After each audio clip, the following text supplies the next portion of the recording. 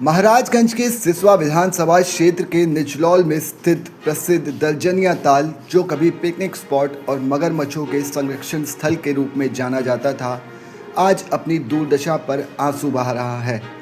ये ताल लगभग 400 मगरमच्छों का घर है, लेकिन अब संरक्षण की कमी और प्रशासनिक लापरवाही के कारण ये उपेक्षा का शिकार हो गया है।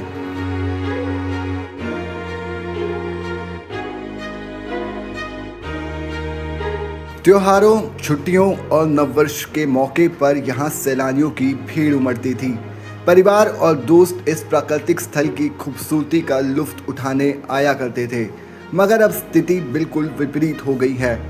चारों ओर उगी झाड़ियाँ, गंदगी से भरा तालाब और टूटा फूटा वॉच टावर दर्शाता है कि धरोहर की देखभाल अब कोई नहीं कर रहा।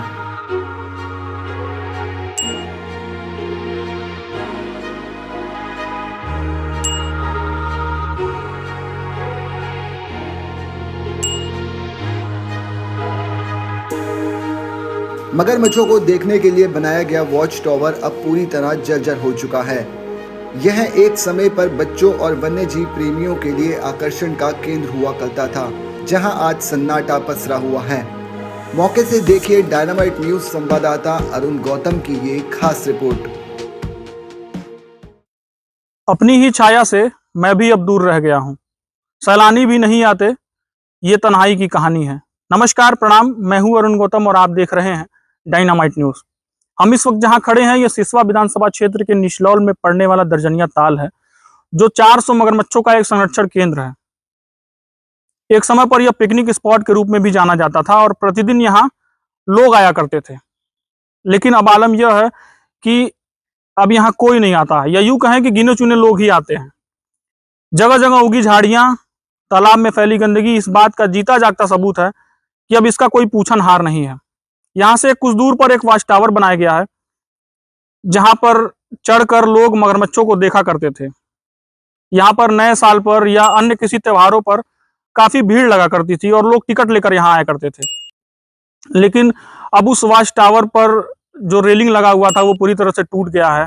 उस पर जो सीढ़ी बना था वो भी अब पूरी तरह से गायब हो चुका है।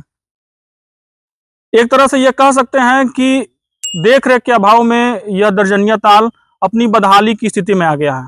कहीं न कहीं यह स्थानीय जनप्रतिनिधियों के उदासीनता को भी दर्शाता है, जो एक बेहद ही निंदनीय है। दर्जनिया ताल न केवल मगरमच्छों का आश्रय स्थल है, बल्कि यह क्षेत्र की संस्कृति, पर्यावरण और पर्यटन से भी जुड़ा हुआ है। इसे पुनर्जीवित करने के लिए सामूहिक और सरकारी दोनों प्रयासों की जरूरत है। महाराजगंज से अरुण गौतम के साथ ब्यूरो रिपोर्ट।